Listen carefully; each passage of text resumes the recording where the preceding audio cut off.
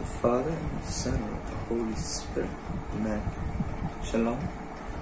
Today's reading tells us about when Jesus says to his disciples how a person has to give up everything that he loves. His love for his parents, his relatives, his friends, and for himself, most importantly. For whatever he loves, he has to give it up for Jesus. And if we don't give up our love for others and ourselves to love Christ, we'll never be able to do his mission or become his disciples. Because that is our cross which we are called to carry.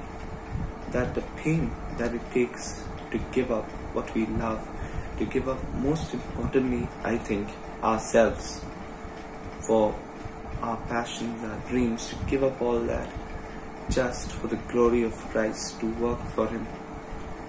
That enables us, that sacrifice actually sanctifies us, whatever we do, the work of our hands from then on, and makes us a holy vessel for the glorious work of God. For example, even Peter, he left his wife, as he had a mother-in-law, we see whom Jesus heals. He left his wife to become the Pope, the first Pope of the Catholic Church. Saint Matthew left his well-paid job to write the Gospel. Saint Paul, who left his past, his own beliefs, his whatever he had been taught for so many years of his life since childhood, about the Jewish customs and beliefs and how he persecuted the church for it. He left everything all at once for the glory of God, and he later on became the disciple and saint who has written most of the New Testament, the majority of the New Testament, composing of his letters. And as we see that we are all called to give up not our good things, not just to give up that love for others. It means to love Christ above them and to share the goodness of Christ with all those whom we love, to correct them, to change them, to give them Christ, the same Christ that we received and that we receive every day in the Holy Eucharist, to share that with each and every person. And we also see in John chapter 14 verse 21, it says, "Whoever keeps my commandments is the one who loves me. If he loves me, he will also be loved by my Father.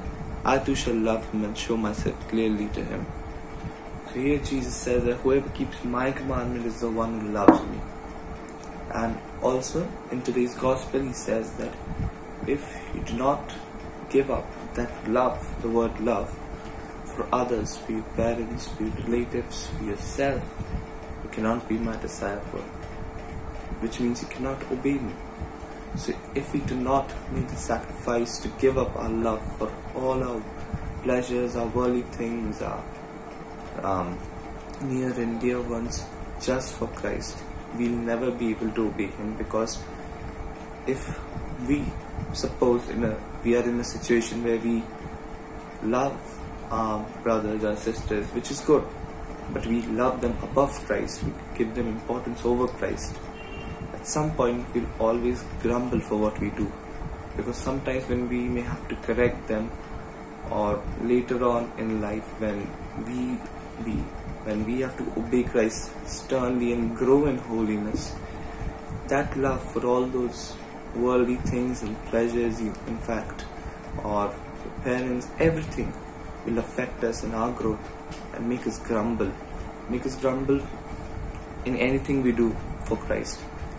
As we can see in Colossians chapter 3 verse 23, it says, "Whatever you do, do it wholeheartedly, working for the Lord and not for humans."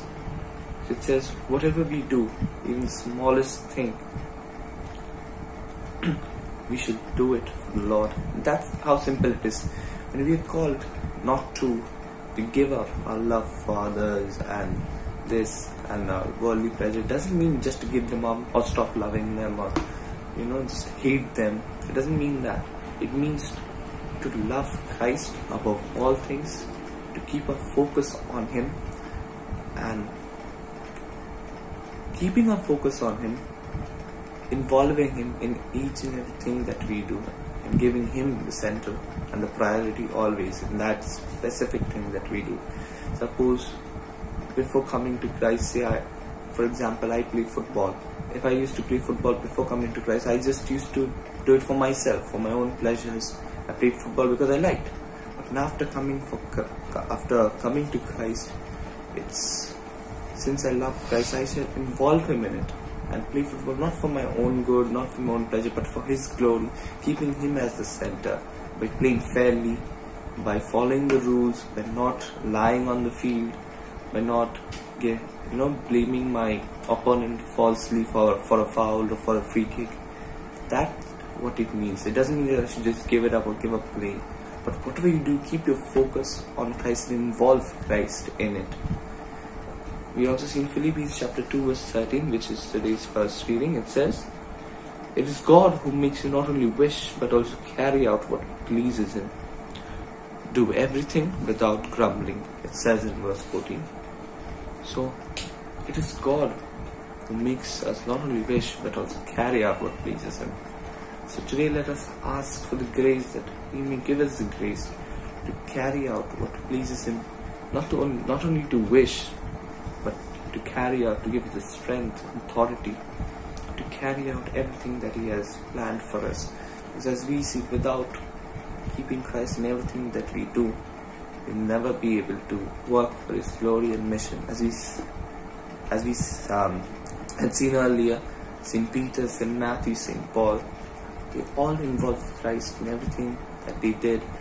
They all gave up their former ways, their old ways of sin, their past, and that led them to become the first pope, the gospel writer, the letters, and everything that they had done.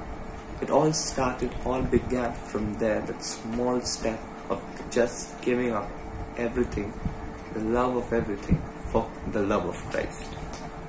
So let us ask God today to give us the strength, to strengthen us, to grow more in Him, and to carry out His will, and not only make His wish, but carry out His will, to give us the strength. We ask this in the name of Jesus. Amen. Shalom.